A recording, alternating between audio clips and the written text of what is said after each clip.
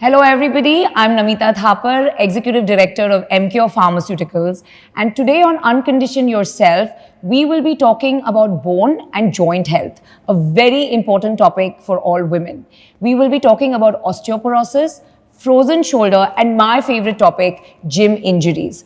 Osteoporosis impacts 200 million women worldwide. 25% of these cases are in our country. And to tell us more about all of these conditions, we have with us Dr. Ashish Babulkar, we have Anita, and we have Sarita. And we will start with Dr. Ashish.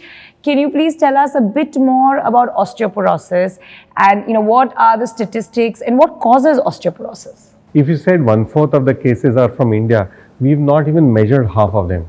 So the frightening thing is probably we have double the number of cases that have been undetected because we are not checking them. 1 in 4 women in America have osteoporosis. Statistics changes to 1 in 2 when you're dealing with women above 60. What is more capricious on this is that once you have osteoporosis and one has a hip fracture, 25% mortality within the year of surgery. If I extrapolate that or compare that to bypass surgery, 10% mortality. So 90% bypass patients are going to do well. 20% mortality with CA breast surgery within the year, cancer breast, 80% of them will survive. How do you test for osteoporosis? You must understand that every lady who's 60 should have a DEXA scan done. Hardly anybody does. There are so few DEXA scanners available in Pune, but if you look at the peripheral districts, big districts, Kolhapur, Nagpur, Nasik, they don't have one. Not even a single one. So what do you do about it? Unless we test them, we'll never detect them. One of the things you mentioned, doctor, is at 60, a woman should get a DEXA scan. But you were also talking about certain risk factors where women should probably get tested a lot earlier, maybe in their late 40s or early 50s. What are some of those risk factors? The bone stock in the body is never finite. It deteriorates progressively. If you look at the entire bone stock of a person as a water tank, which you filled up when you were 20 years old, and then it starts seeping progressively, and so it lasts till you're 60, and then it's gone over, and then osteoporosis sets in. Now that bone has been leaching from your age 20. So the person who put in a lot of effort, did a lot of athletic activity, built muscle, ate well, lot of proteins, lot of calcium, had a tank that was full of bone, and they started leaching from there onwards, and they lasted till 60. Imagine somebody who had a tank that was only half full, because they never did any physical activity, because they didn't like dairy products, and because they didn't do any damn exercise. How many do you know like that? Many. Right. So, and their tank started leaching, their tank got over at 40. So now you understand the concept that osteoporosis is inevitable. You can't wish it on someone, it is going to be there. So anybody who's had steroids, anybody who's rheumatoid arthritis, diabetic, previous cancer, or previous fracture. So these are all warning signs, red flags that we must wake up to. Apart from this, ladies who are thin, short, and have lean muscle mass or very, very poor muscle mass. So there are many of these, cachectic, who are anorexic, or who are so weight conscious that they don't want to.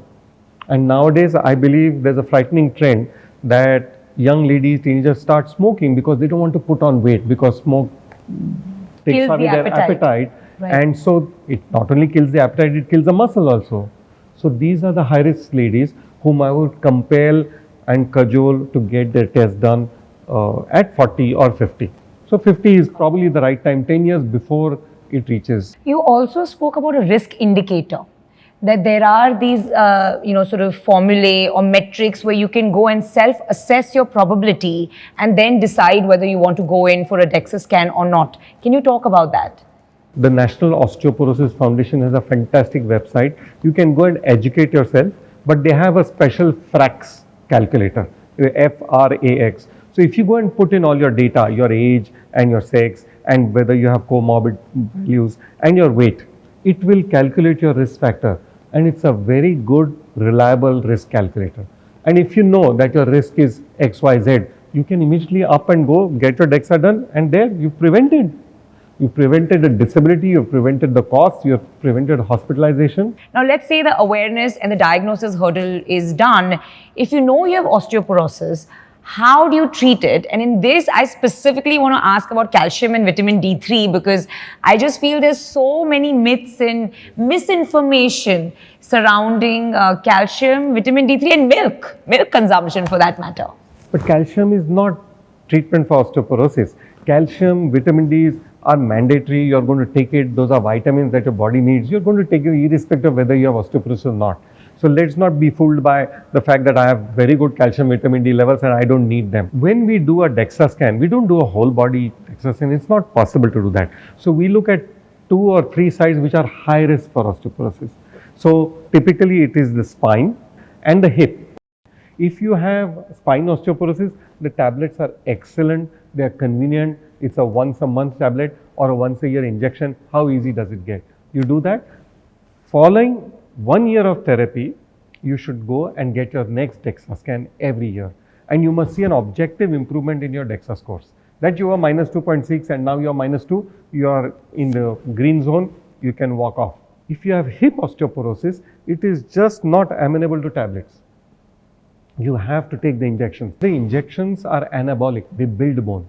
The tablets just stop bone leaching away, they don't build bone, they're not anabolic. One of the most important things is that patients don't take it regularly. There's always a compliance issue or they just stop taking it after some time. So I think that is one of the issues we commonly see in our country. From the injection front, there's a lot of barrier in everyday injection. But I have had several 80-year-old granny who refuse to stop the injection because they get that feeling high, they get their bones strong, they start becoming independent. There's a lot of self-awareness coming in.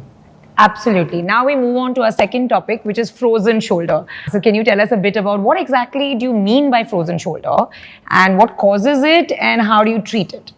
One thing we must get that frozen shoulder means a stiff shoulder. So anything that hurts is not a frozen shoulder. To qualify for a frozen shoulder, your arm should be completely locked, poor movement. So you can't lift it up, you can't go by the side, you can't rotate. Especially the fact that you cannot external rotate and zero rotations to the back. You can't reach your back, you can't scratch your back, you can't tie your bra. Okay. So those are the little checks that you can independently do. And you made a very good point when we were speaking that a lot of patients only come to you when they have excruciating pain. Whereas the fact that you have this level of stiffness has probably started occurring a lot earlier. Nothing starts suddenly and nothing becomes intensely frozen within months. That's what patients come and tell me. So when I chat with them, I will ask them that you've had 2 months of severe pain and you've come to me now. But prior to those 2 months, did you have a problem tying your bra, reaching your back, tucking your wallet into your pocket? And they say, yes, that's been going on for 6 months now. So don't you conceive that as a disability? But there was no pain is the first retort. But we don't get it. We wait for pain to happen. Even prior to that disability of movement, the first symptom invariably is pain in the neck. Okay. Often the shoulder strength goes down 20%. The first warning flag is neck pain because the neck muscles start warning you for shoulder. And that's true with the gym exercise also when we will discuss those.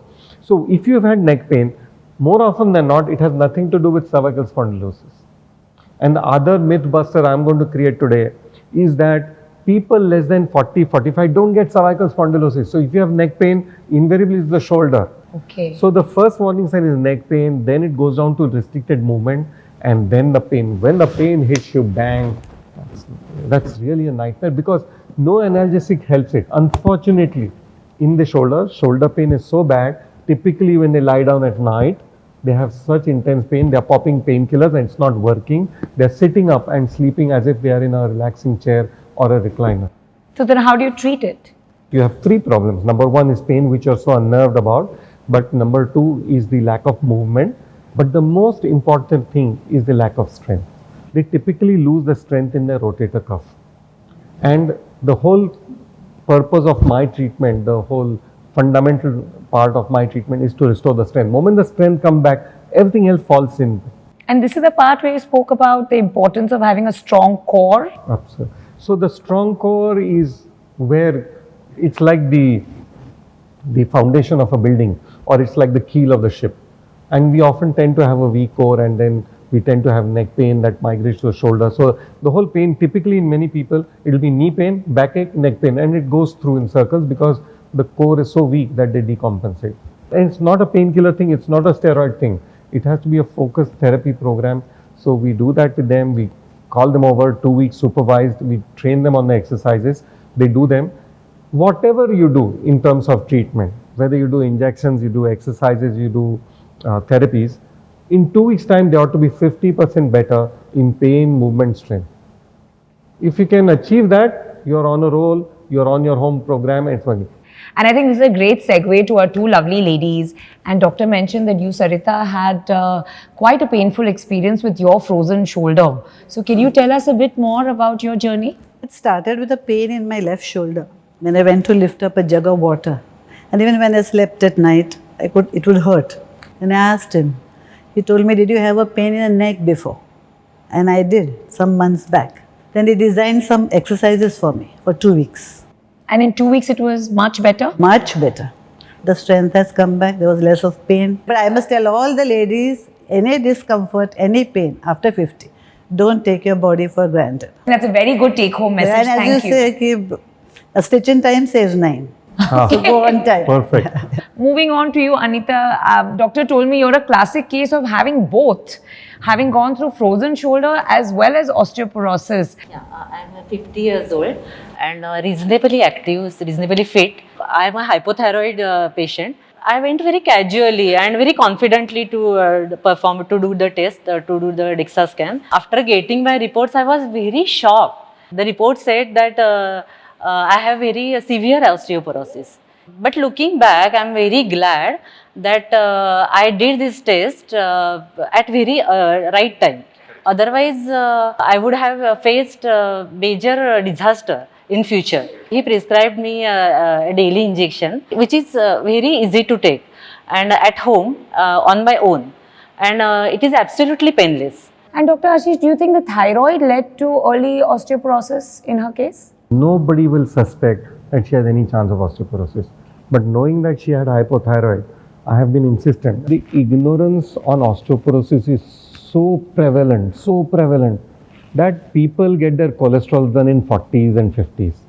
People get their heart checkups done absolutely bang on time. Women get their mammograms and things done. Who's doing their osteoporosis checks? There is just zero awareness. Thank you so much for that. And today on the show, we have something very new, very different, very interesting. We have a super sporty and supportive doctor who's agreed to get into his gym clothes and with some dumbbells and fun equipment is going to show us the right and the wrong ways of doing our gym postures. So let's look at that now. Over to you, doctor. Most of us know what is to be done in the gym. What is important is we need to know what not to do in the gym. So often we are given weights, and sometimes the weights are too big and heavy, and that is one of the commonest mistakes. The form should be straight, your tummy must be tucked in, and your chest must be drawn out. For all upper limb exercise, it's important to draw your shoulders. This is the safe position, this is the home position. And then you take your arms in there. The most other favorite exercise is the fly. And then when you do the fly, it's always like this. And you're trying to do more and more because you want to get stronger earlier. You must tuck your tummy in, brace your shoulders. Like I said, this is the thumb rule. And then following that, you will go in here, in plane of the shoulder and come back down. Don't go beyond 90 degrees. That is patently wrong. So you want to come in there, wait for a few seconds.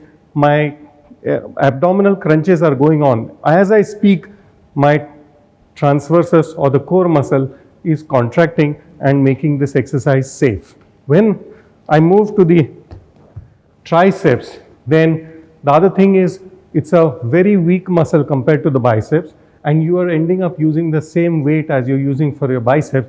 You go in there and start doing this. Now this is doing everything but the triceps. So what you need to do is stand straight here, get this here, and pure movement in only the elbow axis. This is pure triceps, and this will get your triceps going. Typical feature, because people have weak knees or a lot of knee pain, they will end up doing like this and bending through the back or lifting their heels up and doing this. So this is just not on. Number one, the first golden rule is tuck your tummy in, ensure that the knee is in line with the ankle, and then you're doing this. So that the knee should never cross the toes forward. That is so wrong.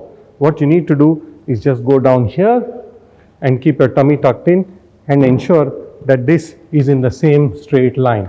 Most of us are right hand dominated, and invariably we take 80% weight on the right and very little on the left. And look how it depicts on the video. This is what we do. Never do that. Never put your waist down, because this is not a good one. If you can't do that correctly, just put your knee down and start your weights like this. Whatever happens, your entire body must be in the same straight line. So a good push-up must look where you have widely spaced your hands, slightly externally rotated, shoulders in line with the hands, and come back down. Coordinate the exercise with your breathing and let the whole body work in a straight manner. So when we are doing the crunches, a lot of us are doing this and using momentum and taking your neck in. Puts a lot of strain on the neck. It's doing nothing for our tummy tucks. So have a good form, spread your legs nice and wide, get a good balance, breathe in, draw the tummy in, draw the belly button inside, hold your breath, put your arms here,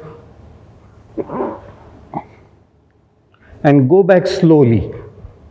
The mistake is to do this quickly and then go back down. So you can't use momentum. Doctor, one last question. What are some of the complications or some injuries that can happen through wrong postures or due to wrong postures?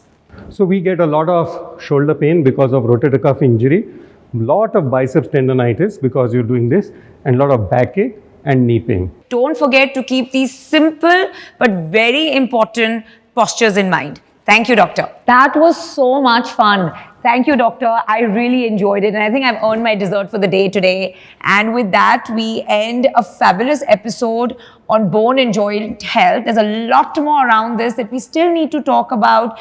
And so I've promised him that we will do a part 2 very shortly. उड़ना है तितली